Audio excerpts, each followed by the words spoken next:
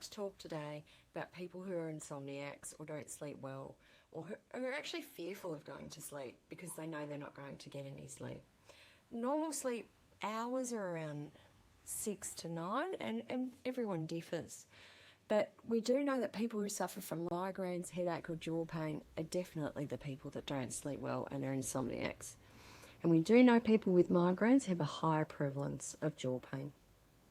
Some great research that's just come through showing that if you don't sleep well or you have a lack of sleep, you're going to have higher pain sensitivities. So you're going to respond more to pain stimuli and your pain's going to go on for longer. You're not going to heal, which is quite obvious really, isn't it? So really important for the chronic pain people to really try and get better sleep. How do you do that? It's really hard to know how to get better sleep apart from the melatonin, going to bed at the same time, getting up at the same time. So I'd really like you to think about your hormones. So your sex hormones really play a big role on your REM sleep and whether you're going to sleep deeply. For the guys, testosterone, if it's low, can lead to obstructive sleep apnea. So really important you go to your GP and get your levels checked. And for the females, we actually have 4 sex hormones that can contribute to our alert state or non-alert state, but the most important one is progesterone. If your progesterone's not high enough, you will become an insomniac, you will get joint pain, you will get jaw pain. So if we increase the progesterone, you get a great night's sleep, you wake up with an elevated mood in the morning, and you're less likely to have jaw pain. Another thing we do know that's really important is you don't have coffee 7 hours before you go to bed. So because it's a stimulant, we really want to be in a calm, equal mood.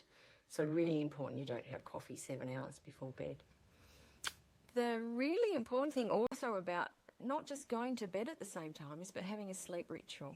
And that needs to be 1 to 2 hours before you go to bed. And you need to do it, again, at the same time every night and have 5 to 10 steps that are done in the same order at the same time to let your body recognise you want to go to bed.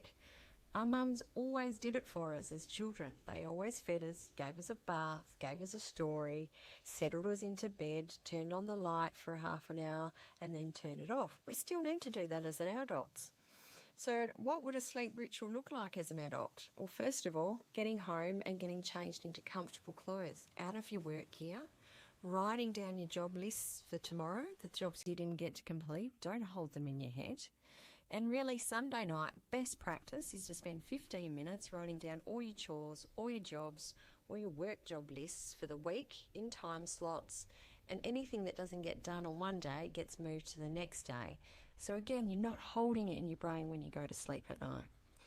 Other really lovely calming things to do is walking around what I call a perimeter walk, walking around your home or your block and making sure all the doors and windows are locked, curtains are closed, you're saying hi to your neighbours, the neighbours know you're home and you're safe. You're sort of tucking in the neighbourhood and keying in with community and knowing you're safe. Obviously having a shower or a bath, so being warm in that shower and bath and then coming out, and the drop in body temperature from going from warm to cold is what triggers your brain that you want to be sleeping. The other thing that we know is a warm drink, but please not milk, because most milk's full of sugar, and again that's a big stimulant. If you live alone, talk to your animals, talk to your plants, have a walk around, read a book, no screen time, 1 to 2 hours before bed. And you might want to write a gratitude diary. It's very hard to be sad and depressed if you have gratitude for the things in your day. If you live with a family, make sure the gratitude is at the dinner table. Don't sit in front of the TV with your dinner. Sit at the table and all talk about the great things that happened with your day.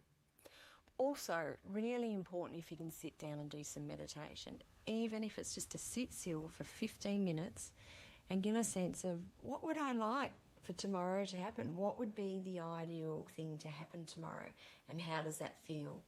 Research has shown that you can't just hold the thought, you have to have the feeling in your heart to match that thought for it to manifest.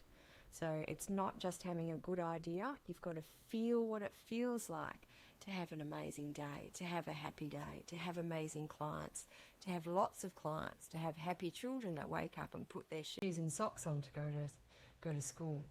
So, and match that emotion in your heart with what's in your head.